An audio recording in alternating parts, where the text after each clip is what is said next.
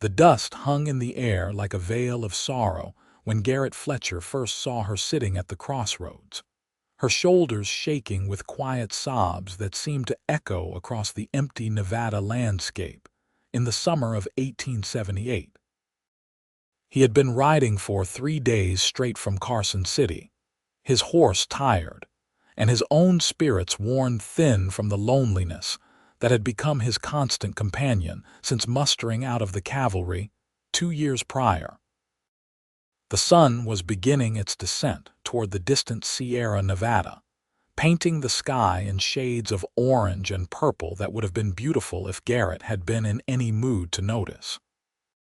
But the sight of a woman alone at the junction of two dirt roads, one leading east toward Yerington and the other south toward nothing but desert and desperation, pulled him from his own melancholy thoughts. He slowed his horse to a walk, the hoofbeats crunching on the packed earth.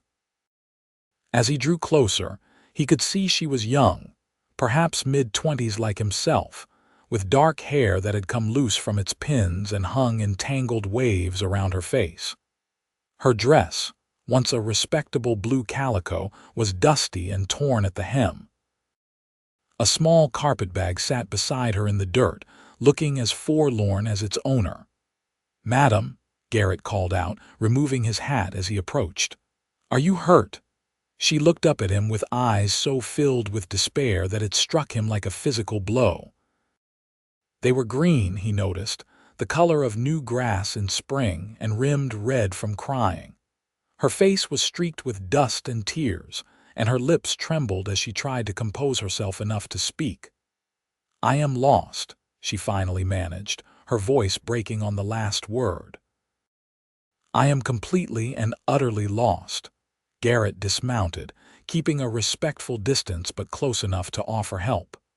"Where are you trying to get to?" she laughed, but there was no humor in it, only a bitter resignation that seemed far too old for her young face. "That is the question, is it not? I was trying to reach my aunt in Virginia City, but the stage left me behind in Yerington yesterday when I could not pay the full fare. I thought I could walk part of the way, but I do not even know which direction to go anymore." "Virginia City is a good 50 miles north of here," Garrett said gently. "You would not make it on foot, especially without water or supplies." Fresh tears spilled down her cheeks. "I have nowhere else to go. My father died 3 months ago in Sacramento. He left nothing but debts. The landlord took everything we had, and I sold what little remained to buy passage here. But it was not enough. Nothing is ever enough." Garrett felt something tighten in his chest. He knew what it was to be alone in the world, to feel like every door had closed and there was nowhere left to turn. After his parents died of fever when he was 15, he had drifted from place to place, eventually joining the cavalry because it promised 3 meals a day and a place to sleep.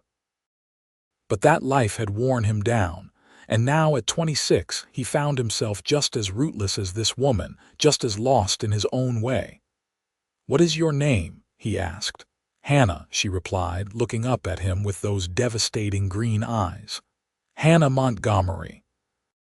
"Well, Miss Montgomery, I am Garrett Fletcher, and I cannot in good conscience leave you here at this crossroads. Yerington is only about 7 miles back the way I came. I have a little money saved, enough to get you a room for the night and a proper meal. Tomorrow we can figure out what to do about getting you to Virginia City." Hannah shook her head, more tears flowing. "I cannot accept charity from a stranger. I have already been a burden to too many people." "It is not charity," Garrett said, surprising himself with the firmness in his voice. "It is what any decent person would do. Besides, I could use the company. I have been riding alone for days, and I am tired of hearing only my own thoughts." She studied his face for a long moment, as if trying to determine whether she could trust him. Whatever she saw there must have satisfied her because she slowly nodded. "Thank you, Mr. Fletcher. I do not know how I will ever repay your kindness." "No repayment necessary," he said, offering her his hand to help her stand. Her hand was small and cold in his, despite the heat of the Nevada summer. He picked up her carpet bag, which weighed almost nothing, and secured it to his saddle. "Can you ride?" "I have ridden before, though not often," Hannah admitted. "Then you will ride and I will walk," Garrett decided. "My horse is tired but strong enough to carry you. It will be faster than both of us walking." He helped her up onto his horse, a sturdy bay gelding named Copper who had been with him through his last year in the cavalry. Hannah settled into the saddle with a quiet grace despite her obvious exhaustion. Garrett took Copper's reins and began walking back toward Yerington, the setting sun at their backs. For a while, they traveled in silence, but it was not an uncomfortable one.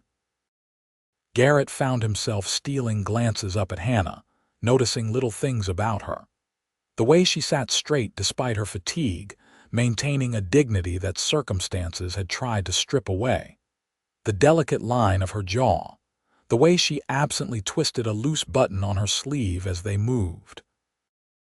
"Tell me about Yerington," Hannah said finally, her voice stronger now, as if making the decision to accept help had lifted some of the weight from her shoulders. "It is a small town, maybe 300 people on a good day," Garrett replied.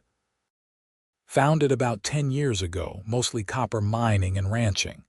There is a decent hotel, a general store, a church, and the usual saloons and such. Not much to speak of, but the people are honest for the most part." "You live there?" "No, I have just been passing through. I have been drifting since I left the cavalry, taking odd jobs here and there. I worked as a ranch hand outside Carson City for the past 6 months, but the work dried up." He paused, then added, "I suppose I am almost as lost as you, just in a different way." Hannah looked down at him with an expression he could not quite read. "You do not seem lost to me. You seem like a man who knows exactly what he is doing." "Appearances can be deceiving," Garrett said with a slight smile. "Most of the time I am just putting one foot in front of the other and hoping it leads somewhere worth going." "That sounds familiar," Hannah murmured.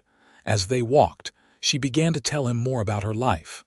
Her mother had died when she was born, leaving her father to raise her alone. He had been a bookkeeper, a quiet man who loved numbers and order. They had lived modestly but comfortably in Sacramento until his heart gave out one spring morning. Hannah had tried to find work as a seamstress or a teacher, but positions were scarce and usually went to women with family connections or references she could not provide. "My aunt is my father's sister," Hannah explained. "We have not seen each other in years, not since I was a child. But she wrote to me after Papa died, said I could come stay with her in Virginia City. She runs a boarding house there. It was the only option I had left." Garrett heard the uncertainty in her voice. "You are worried she might not want you there." "I am worried about many things," Hannah admitted. "What if she has changed her mind? What if I cannot be of help to her and become just another mouth to feed? What if I have made a terrible mistake coming here at all? What if she welcomes you with open arms and you find exactly what you are looking for?" Garrett countered. "You cannot know until you try. And even if things do not work out in Virginia City, there are other options. You are young and clearly intelligent. You will find your way. You sound very certain about that." "I am certain that anyone strong enough to make it this far on their own is strong enough to make it the rest of the way, wherever that leads." By the time they reached Yerington, full darkness had fallen and the stars were brilliant overhead, undimmed by any city lights. The town was quiet, most folks already home for supper or settled into the saloons for their evening drinking. Garrett led them to the Yerington Hotel, a 2-story wooden structure that had seen better days but was clean and respectable. The proprietor, an older man named Samuel Winters, looked up from his ledger as they entered. His eyes went from Garrett to Hannah and back again, and Garrett could see him making assumptions. "We need 2 rooms," Garrett said firmly, before any questions could be asked. "The lady needs a place to rest for the night." Samuel's expression softened. 2 rooms it is. That will be $1.50 for both, meals included if you want them." Garrett paid from the small pouch of coins he kept in his vest pocket, watching his carefully saved money diminish but feeling no regret about it. Samuel handed him 2 keys and pointed toward the stairs. "Rooms 5 and 6, right next to each other. Dining room serves until 9 if you are hungry. Water for washing is down the hall." Hannah looked at Garrett as they climbed the stairs, her eyes shining with unshed tears again. "Thank you," she whispered. "I do not have words for how grateful I am." "Get some rest," Garrett said gently, handing her one of the keys. "Things will look better in the morning, they always do." But as he lay in his own narrow bed an hour later, stomach full of beef stew and biscuits, Garrett found he could not sleep. His mind kept returning to Hannah, to the sound of her crying at the crossroads, to the way her hand had felt in his, cold and small and trusting. He had spent 2 years keeping himself apart from people, afraid that letting anyone close would just mean more loss, more pain. But something about Hannah had cracked through that carefully maintained distance. Maybe it was recognizing his own loneliness reflected in her eyes. Maybe it was simply that she needed help, and he needed to be needed. Whatever it was, Garrett knew that when morning came, he could not just send her on her way and forget about her. The next morning brought clarity in the form of a conversation over breakfast.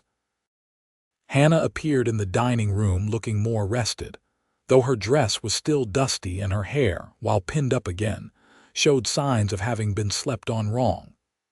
She smiled when she saw him, a real smile this time, and Garrett felt his heart do something strange in his chest. "I have been thinking," he said as they sat down to plates of eggs and bacon, "about how to get you to Virginia City safely." "I have been thinking too," Hannah interrupted. "I cannot let you spend more of your money on me. You have already been far too generous. I thought perhaps I could find work here in Yarrington for a few weeks, save up enough for the stage fare." "That could take months," Garrett pointed out. "And what would you do in the meantime? You would need somewhere to stay, money for food. It would cost more than the stage fare just to live while you tried to earn it." Hannah's face fell. She knew he was right.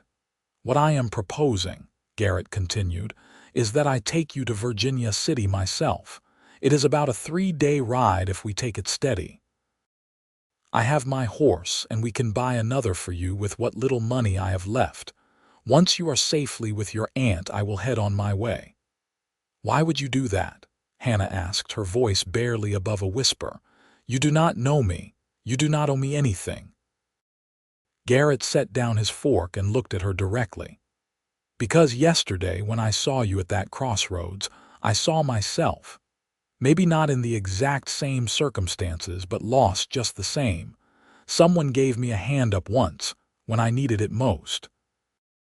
An old cavalry sergeant took a chance on a half-starved kid and taught him how to be a man.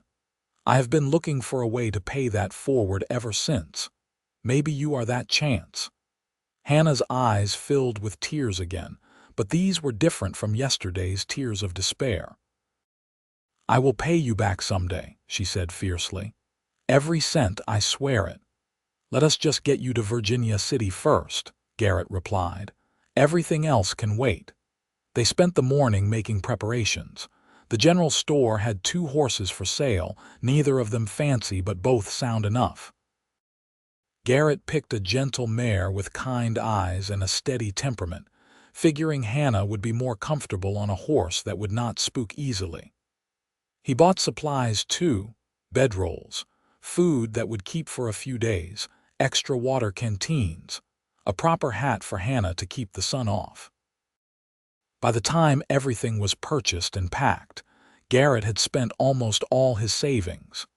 He had maybe $3 left to his name, barely enough for a week's worth of meals if he was careful. But watching Hannah's face as she tentatively patted her new horse's neck, seeing the first real hope in her expression, he knew he had made the right choice. They set out around noon, following the road north toward Virginia City. The Nevada landscape stretched out around them in all directions, vast and empty and beautiful in its own harsh way. Sagebrush dotted the valleys between rocky hills, and in the distance, mountains rose up like ancient guardians. The air was dry and hot, but a breeze kept it from being unbearable. Hannah proved to be a better rider than she had given herself credit for. After the first hour of nervousness, she relaxed into the saddle and found the rhythm of her horse's gait. They rode side by side when the trail was wide enough, and Garrett found himself talking more than he had in months. He told her about growing up in Missouri, about losing his parents, about the years in the cavalry riding patrol along the frontier. He told her about the loneliness of the military life, the constant moving, the lack of any real home or connection. He even told her about the emptiness he had felt since mustering out, the sense that he had been moving without purpose, existing but not really living. Hannah listened to it all, asking questions that showed she was really hearing him, not just passing time. And in turn, she told him more about her own life. She talked about the books her father had loved, how he had taught her to read when she was 4 years old, and had encouraged her education in a way that was unusual for girls. She told him about the small joys of her childhood, picking wildflowers in the spring, learning to bake bread, the one Christmas when her father had saved up enough to buy her a beautiful blue ribbon that she had treasured for years. "I still have it," she said softly, "in my bag. It is one of the few things I could not bear to sell." As the afternoon wore on and the sun began its descent, Garrett started looking for a place to make camp. He found a spot near a small creek, sheltered by a cluster of cottonwood trees that provided some shade and privacy. They dismounted, and Garrett set about unpacking while Hannah filled their canteens from the creek. Making camp together felt strangely domestic. Garrett built a fire while Hannah laid out the bedrolls on opposite sides of the camp, maintaining propriety even in the wilderness. They cooked a simple meal of beans and salt pork, and as they ate, they watched the stars begin to emerge overhead. "I had forgotten how many stars there are," Hannah said, her voice filled with wonder. "In Sacramento, you could barely see them through all the smoke and lights." "Out here you can see forever," Garrett agreed. "Sometimes that is comforting. Sometimes it makes you feel very small." "Right now it feels comforting," Hannah said. She was quiet for a moment, then added, "Thank you, Garrett, not just for today but for yesterday too. For stopping at the crossroads, for not just riding past me like I was nothing." "You are not nothing," Garrett said, and he was surprised by the intensity in his own voice. "You are someone worth stopping for." Their eyes met across the fire, and something passed between them, some recognition that this was more than just a stranger helping another stranger. This was the beginning of something neither of them had been looking for but both of them needed. That night, Garrett lay in his bedroll and listened to the sound of the creek and the occasional rustling of the horses. Across the dying fire, he could hear Hannah's breathing, soft and steady. He thought about the choices that had led him to that crossroads yesterday, how if he had left Carson City a day earlier or later, he never would have met her. It felt like fate, though Garrett had never been much of a believer in such things. But what else could you call it when two lost souls found each other in the middle of nowhere? The second day of travel brought more conversation and a growing ease between them. Hannah asked Garrett about what he wanted to do with his life now that he was no longer in the cavalry. "I have been thinking about trying to get my own piece of land," he admitted. "Nothing huge, just enough for a small ranch, Maybe raise some cattle, some horses. Build something that is mine, something permanent." "That sounds wonderful," Hannah said. "Do you know where you would want to settle?" "Somewhere like this, I think. Nevada or maybe California. Somewhere with space to breathe, but not so isolated that you are completely cut off from civilization." He paused, then added with a self-deprecating smile, "Of course that takes money, and I have just spent what little I had." "On me," Hannah said, guilt creeping into her voice. "On a good cause," Garrett corrected firmly. "I will earn more. There is always work for someone willing to do it." "What kind of work?" "Ranch hand, mostly. Sometimes security for mining operations or freight companies. I am good with horses and decent with a gun. That counts for something out here." They rode through a landscape that gradually changed as they moved north, the desert giving way to slightly greener country. They passed other travelers occasionally. A freight wagon heading south, a small family in a covered wagon, a pair of prospectors with their pack mules. Each time, Garrett made sure to position himself between Hannah and the strangers, a protective instinct he had not realized he possessed. That evening, they made camp near an abandoned way station, a small stone structure that provided some shelter from the wind that had picked up as the sun set. Garrett checked the building carefully before allowing Hannah inside, making sure there were no snakes or other unwelcome residents. They brought their bedrolls into the shelter and built their fire just outside the door. As they sat eating their dinner, Hannah suddenly asked, "Do you ever get scared, Garrett, about the future, I mean? About what will happen?" He considered the question seriously. "All the time," he admitted. "But I have learned that being scared does not change anything. You still have to keep moving forward. You still have to make choices and live with them." "I am terrified," Hannah confessed. "About seeing my aunt, about whether she will really want me there, about what I will do if it does not work out, about being alone in the world."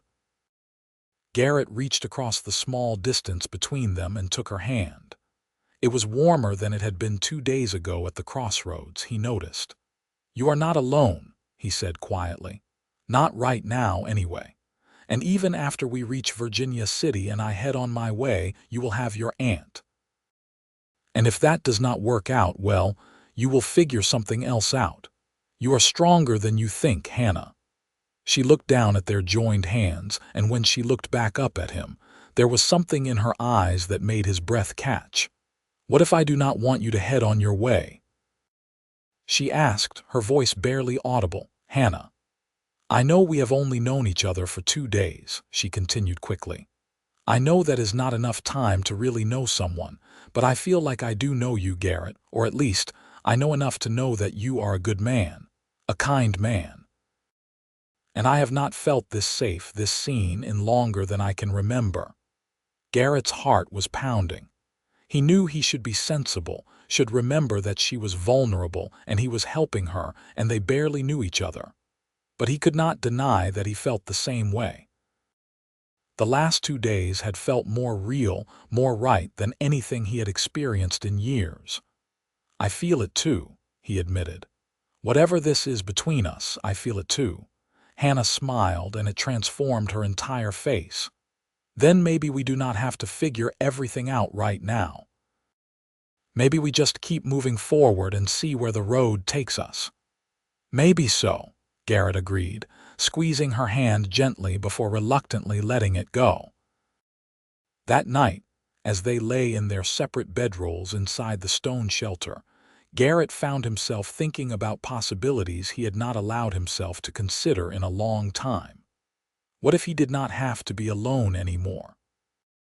What if there was someone who could share the dream of a small ranch, a permanent home? What if he had found that person at a dusty crossroads in the middle of Nevada, of all places? The 3rd day of travel brought them into the outskirts of Virginia City's territory. The road became more traveled, the signs of civilization more frequent. They passed ranches and small homesteads, saw cattle grazing in fenced pastures. The mining town itself sat in the hills ahead, visible from miles away because of the constant plume of smoke from the ore processing operations. As they drew closer, Garrett noticed Hannah growing quiet and tense. Her hands gripped the reins tightly, and she kept taking deep breaths like she was trying to steady herself. "It is going to be all right," he said reassuringly. "What if she does not remember me?" Hannah asked. "What if the boarding house is full? What if—" "Stop," Garrett said gently. "You cannot think of every terrible thing that might happen. You will drive yourself mad. Let us just take it one step at a time." They rode into Virginia City in the late afternoon, the streets bustling with activity. The town was much larger than Yerington, with proper brick buildings and paved main streets. The wealth from the silver mines was evident everywhere, from the fancy storefronts to the well-dressed people walking the sidewalks. Hannah directed them to a street on the quieter side of town, where the boarding houses and family homes were located. Her aunt's place was a 3-story house painted a cheerful yellow, with a neat garden in front and lace curtains in the windows. A sign hanging from the porch read, "Montgomery House, Clean Rooms and Good Meals." "Montgomery," Garrett said. "She kept her maiden name. She never married," Hannah explained, dismounting with visible nervousness. "Papa said she was too independent-minded for any of the men who courted her." They tied their horses to the post in front, and Hannah stood for a long moment, staring at the front door like it might bite her. Garrett came to stand beside her. "Do you want me to come with you?" he asked. Hannah nodded gratefully. Together, they climbed the porch steps and Garrett knocked on the door. A moment later, it swung open to reveal a woman in her 50s with iron gray hair and sharp blue eyes that were startlingly like Hannah's father must have been. She looked at Hannah and her expression shifted from polite inquiry to shock. "Hannah," she breathed. "Good Lord, child, is that really you?" "Aunt Margaret," Hannah said, her voice breaking. "I hope I am not too late. I hope you still have room for me. Room for you." Margaret Montgomery swept forward and pulled Hannah into a fierce embrace. "Child, I have been worried sick. I expected you a week ago. When you did not arrive, I thought something terrible had happened." She pulled back, looking Hannah over. "Are you all right? You look exhausted." "I am all right now," Hannah said, tears streaming down her face. "I had some trouble along the way, but Mr. Fletcher helped me. He brought me here safely." Margaret turned her sharp gaze to Garrett, evaluating him in a single sweeping glance. Whatever she saw must have passed muster because she nodded approvingly. "Then I owe you a debt of gratitude, Mr. Fletcher. Please, both of you, come inside. You must be tired and hungry." The interior of Montgomery House was as cheerful as the exterior, with polished wood floors and comfortable furniture. The smell of baking bread filled the air. Margaret led them to a cozy sitting room and insisted they sit while she fetched tea and food. "I cannot believe you are here," Margaret said when she returned with a loaded tray. "When I got the news about your father, my heart broke. Thomas was a good man, a kind brother. I should have done more to stay in touch over the years." "He spoke of you often," Hannah assured her. "Always with love." Over tea and sandwiches, Hannah explained what had happened: her father's death, the debts, getting stranded in Yerington. She told the story haltingly, with Garrett filling in some of the gaps. Margaret listened intently, her expression growing more troubled as the tale went on. "You have had a terrible time of it," Margaret said when Hannah finished. "But you are here now, and you are safe, and you have a home for as long as you need it. I meant what I said in my letter. You are family, Hannah, and family takes care of each other." Hannah broke down then, all the fear and uncertainty of the past months pouring out in great heaving sobs. Margaret held her and made soothing sounds, and Garrett felt like an intruder on a private moment. He started to rise, thinking he should give them privacy, but Margaret stopped him with a gesture. "Stay, Mr. Fletcher, please. I want to thank you properly." When Hannah had calmed down and excused herself to wash her face, Margaret turned to Garrett with an assessing look. "Tell me truly, young man, what are your intentions toward my niece?" Garrett blinked, taken aback by the directness. I have no intentions that would be dishonorable, madam. I simply wanted to help her reach you safely." Margaret said, not looking entirely convinced. "And now that you have done so, will you be leaving Virginia City immediately?" "I had planned to, yes. I need to find work, and I do not know this town or anyone in it. Except Hannah." "Except Hannah," Garrett agreed quietly. Margaret was quiet for a moment, studying him. "You care for her?" It was not a question, but Garrett answered anyway. "Yes, madam, I do. I know it has only been a few days, but yes, I care for her." "Good," Margaret said, surprising him. "Because she cares for you too. I could see it in the way she looked at you, the way she spoke about what you did for her. And I am a good judge of character, Mr. Fletcher. You are a good man, so I am going to make you a proposition." "A proposition? I need help around here. The boarding house does well enough, but it is getting harder for me to manage everything myself. The roof needs repairs.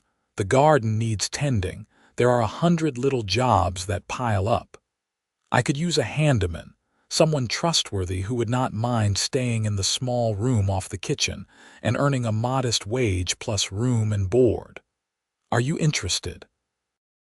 Garrett stared at her, hardly believing what he was hearing. "You are offering me a job. I am offering you a reason to stay," Margaret corrected. "What you do with that reason is up to you and Hannah to figure out. But I think you would both be fools to walk away from what you have found just because you have only known each other for 3 days. Give it time. See if what you feel now grows into something more, or if it was just the emotion of the circumstances. Either way, you will have a place to sleep and honest work. What do you say?" Garrett thought about his plan to drift on, to find work somewhere else, to eventually save up for that piece of land he dreamed about. Then he thought about riding away from Virginia City and never seeing Hannah again. The choice was surprisingly easy. "I say yes," he said. "And thank you, Mrs. Montgomery. You are very generous." "Call me Margaret," she said with a smile, "and save your thanks. You will earn every penny of that wage once I put you to work." When Hannah returned, Margaret explained the arrangement. Hannah's face lit up with such joy that Garrett knew he had made the right decision, even if it meant delaying his own dreams for a while. "You are staying?" Hannah asked, as if she could hardly believe it. "I am staying," Garrett confirmed. "At least for now." That evening, after a dinner with Margaret's boarders, a mix of miners and shop clerks who seemed like decent enough fellows, Garrett settled into his small room off the kitchen. It was not much bigger than a large closet, with space for a narrow bed and a trunk for his belongings, but it felt like a palace compared to sleeping on the hard ground. More than that, it felt like the beginning of something, the first step toward a future he had not quite dared to imagine. Over the next few weeks, Garrett fell into a routine at Montgomery House. His days were filled with repairs and maintenance, fixing loose floorboards and leaking pipes, painting shutters and mending fences. Margaret had not been exaggerating about the amount of work that needed doing. But Garrett did not mind. The work was satisfying, and at the end of each day, he got to sit down to dinner with Margaret and Hannah and the boarders, feeling part of something resembling a family. Hannah bloomed in her aunt's care.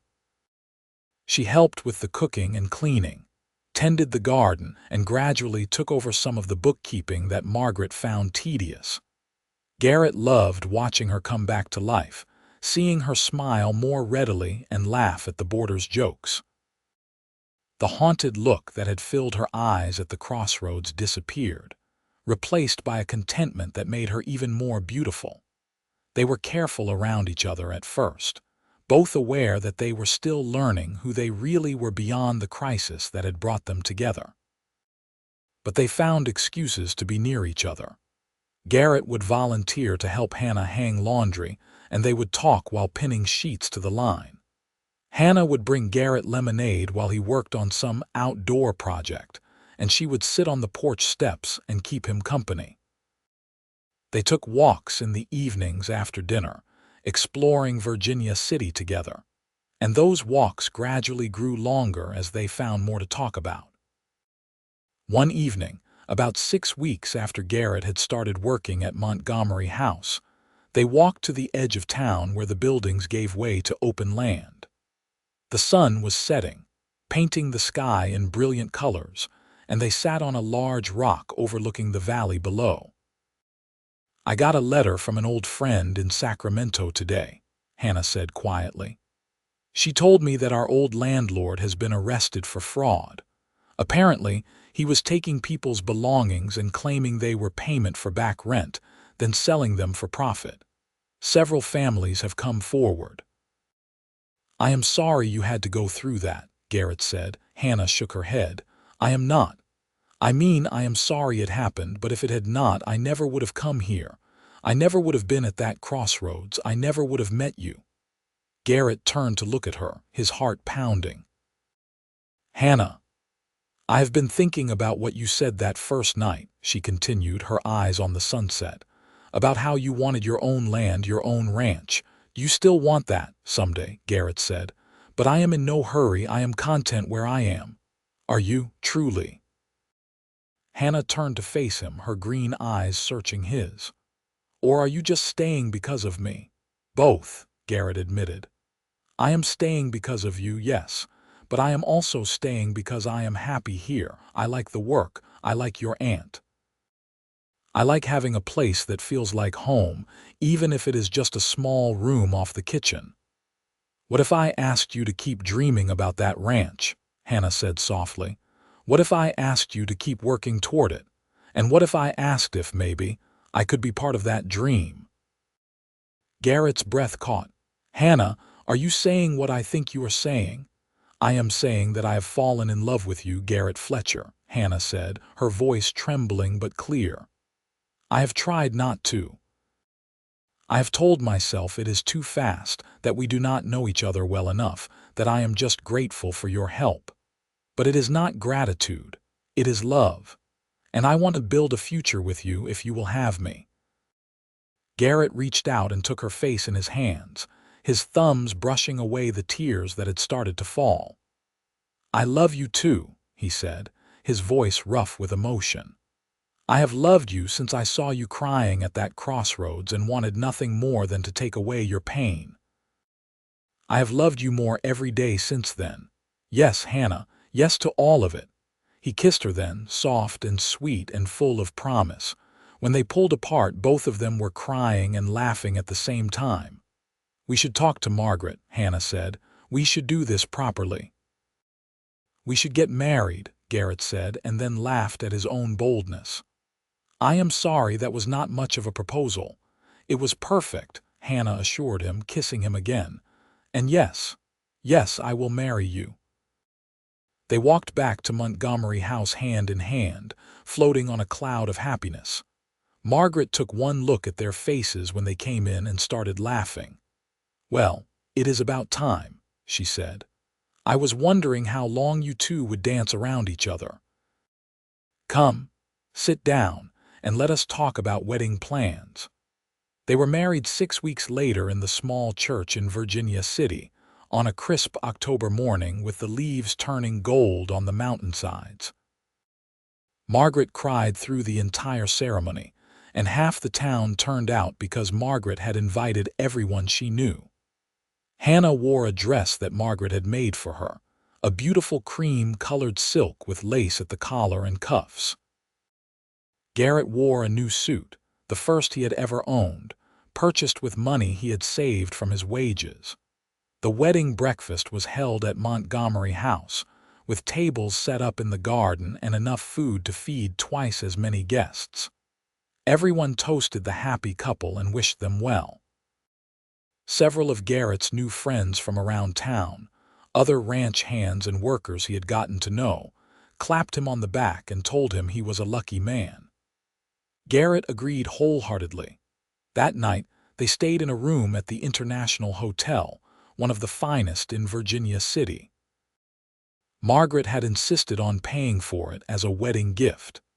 Garrett had been nervous, worried that the reality of being married might somehow be different from the courtship.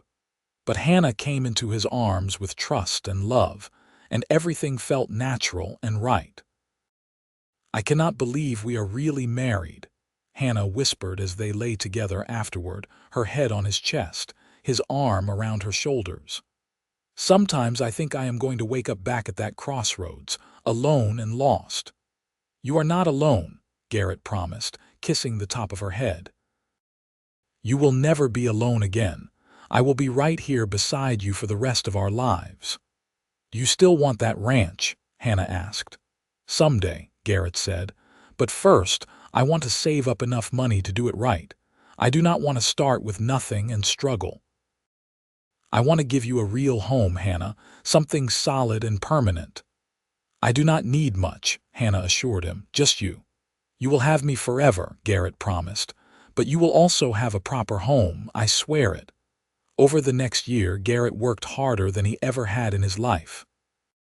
He kept his job at Montgomery House, but took on additional work whenever he could find it.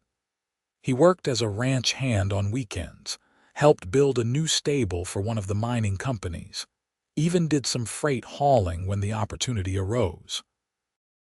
Hannah worked just as hard, taking in sewing and helping Margaret expand the boarding house's services to include laundry for some of the town's wealthier families.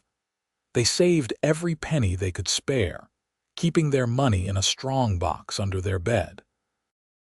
On their first anniversary, Garrett counted it out and was amazed to find they had saved nearly $300. It was not enough for land yet, but it was a start.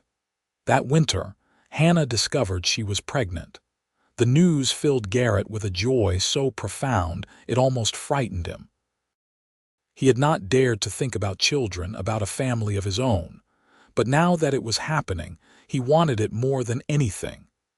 "We need to find our land soon," he told Hannah as they lay in bed one night, his hand on her still flat stomach. "I want our child to be born in our own home." "We will find it," Hannah said confidently. "The right place is out there waiting for us. I can feel it." She was right. In early spring, one of Garrett's friends mentioned that a small ranch about 10 miles outside Virginia City was for sale. The owner, an elderly man named John Peterson, was moving back east to live with his daughter. The property consisted of 80 acres of decent grazing land, a small house, a barn, and a well that never ran dry. Peterson was asking $500, which was more than Garrett and Hannah had saved, but he was willing to take payments if the buyer was reliable. Garrett and Hannah rode out to see the property on the first warm day in April. The house was small, just 3 rooms, but it was solidly built and had a good roof. The barn needed some work, but it was structurally sound. The land rolled out in gentle hills covered with grass and wildflowers, with a creek running through the eastern edge of the property. "This is it," Hannah breathed, standing in front of the house with her hand shading her eyes as she looked out over the land. "This is our place, Garrett. I can see it." "Can you?" Garrett asked, coming to stand behind her, his arms wrapping around her expanding waist. "I can see children running in that field," Hannah said dreamily. "I can see horses in the pasture and cattle grazing on the hillside. I can see you riding in at sunset and me standing on this porch waiting for you. I can see a whole life here." "Then it is ours," Garrett decided. "I will talk to Peterson today and work out the payments."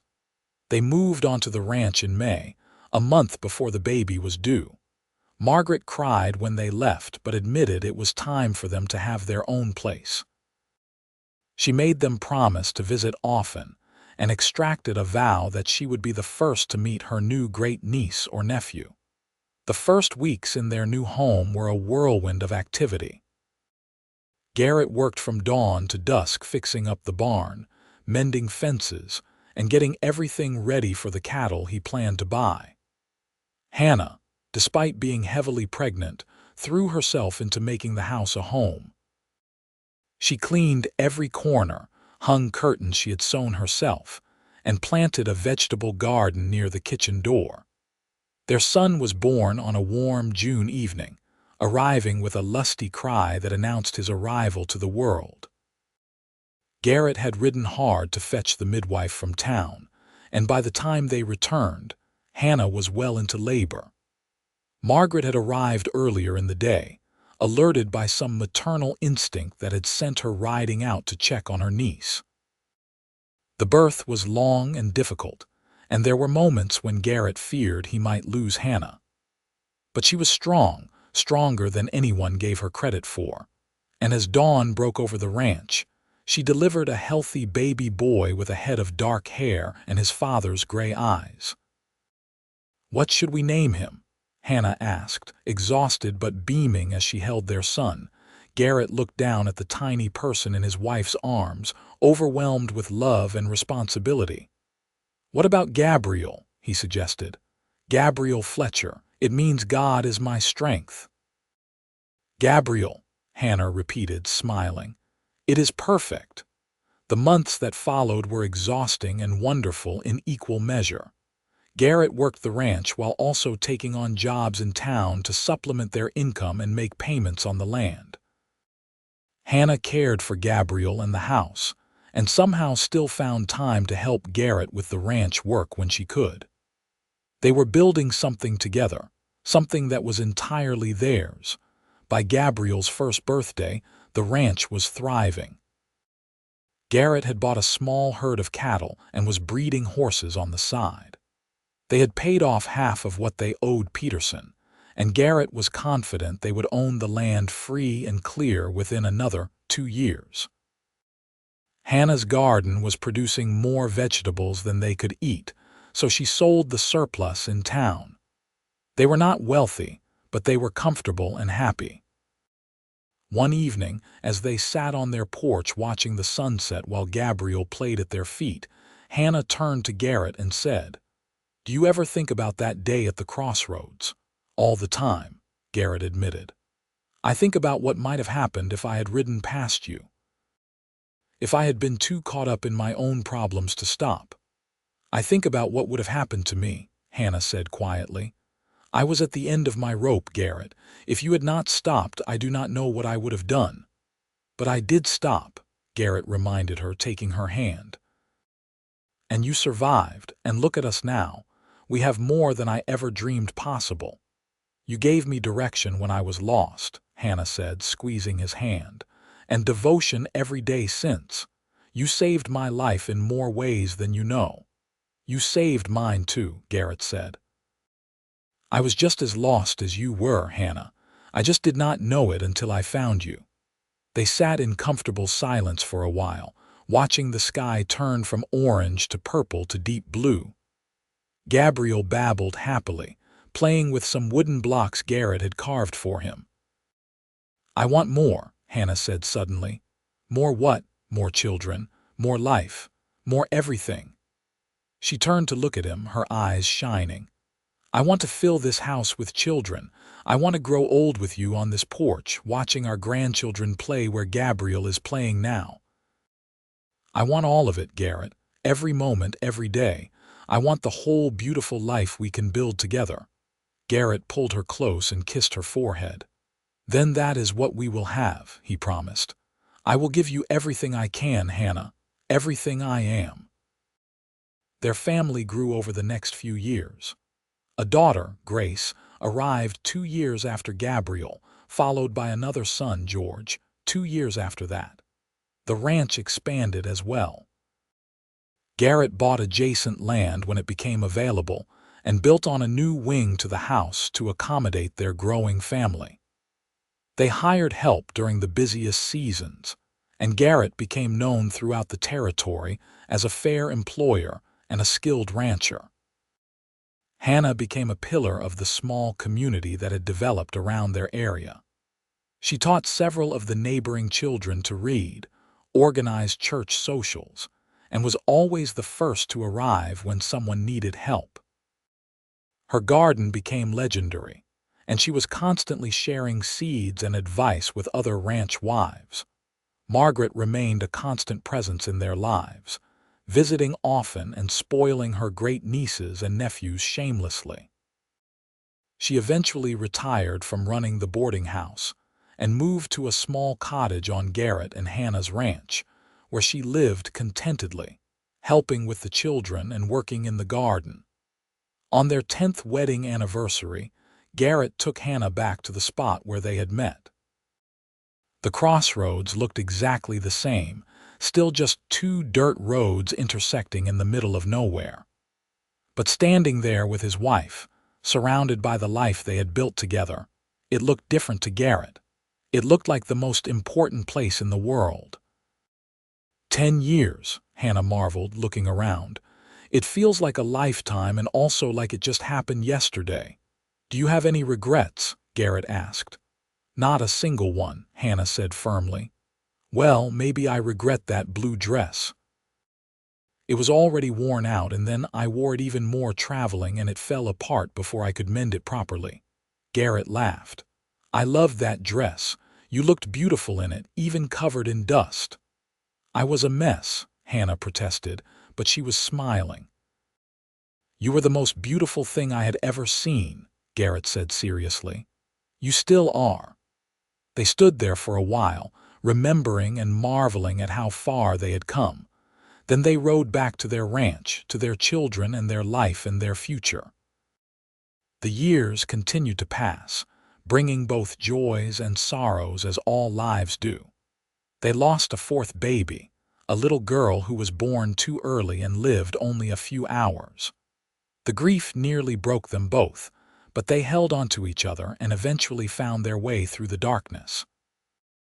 Margaret passed away peacefully in her sleep when she was 73, and they buried her in the small cemetery on their property, under a cottonwood tree she had loved. But there were far more joys than sorrows. Gabriel grew into a fine young man who shared his father's skill with horses and his mother's quick mind. Grace became a teacher, opening a small school on the ranch that served all the children in the area. George, their youngest, had an adventurous spirit and eventually joined the Territorial Rangers, though he always came home for Christmas and brought his own growing family with him. Garrett and Hannah watched their children grow and marry and have children of their own. The ranch house, expanded multiple times over the years, rang with the laughter of grandchildren. The land they had bought for $500 and countless hours of hard work became one of the most successful ranches in northern Nevada. But through all of it, through every triumph and every trial, Garrett and Hannah held onto each other. They still took evening walks together when the weather permitted. They still sat on the porch at sunset, holding hands and watching the sky change colors.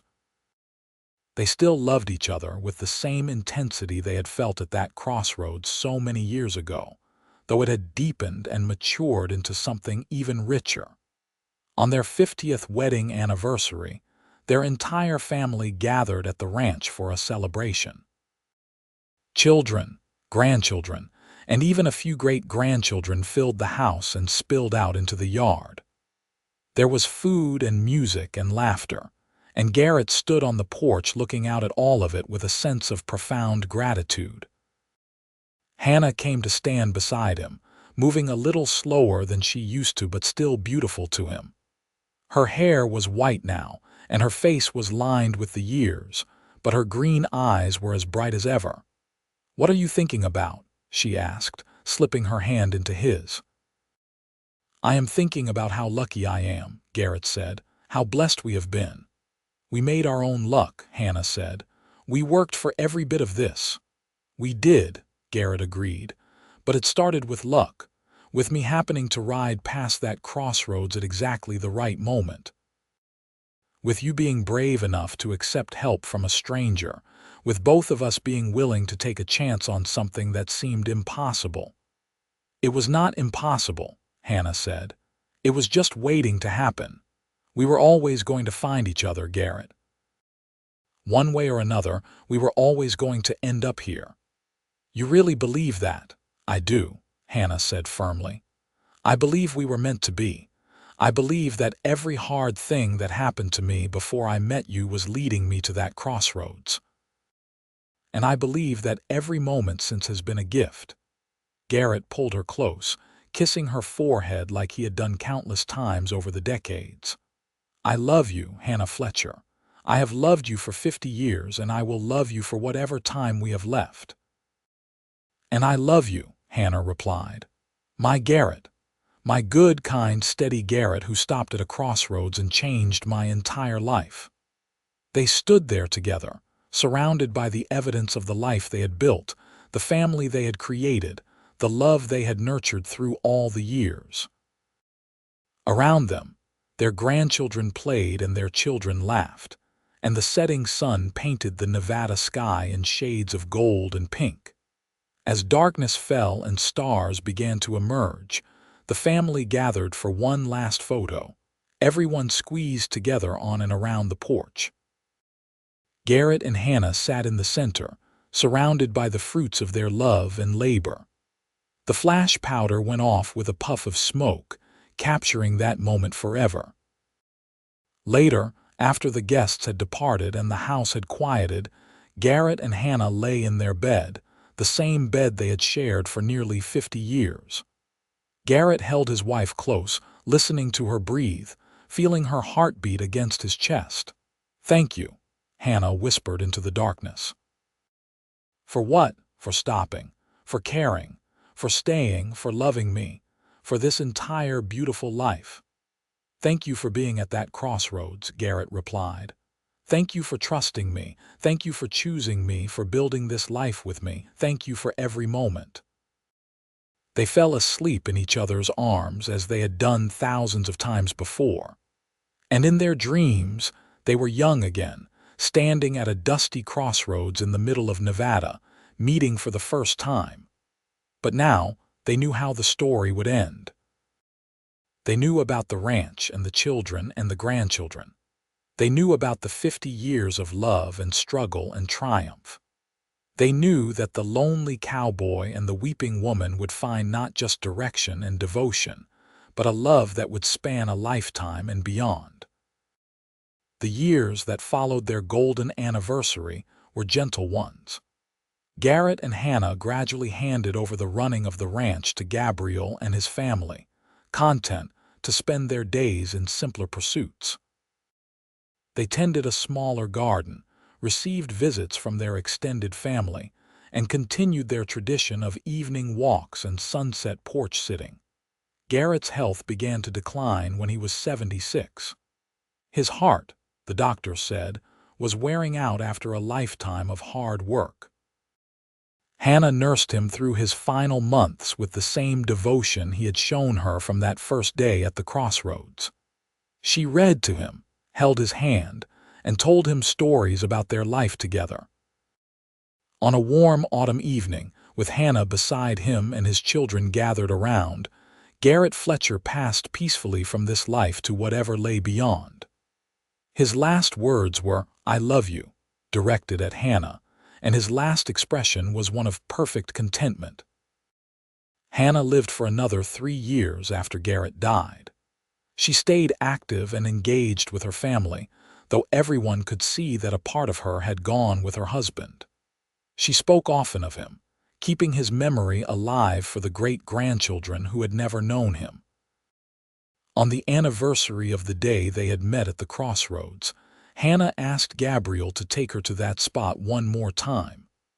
They rode out in a wagon, Hannah too frail now to ride horseback. She sat for a long time looking at the place where her life had changed, where a lonely cowboy had stopped to help a weeping woman.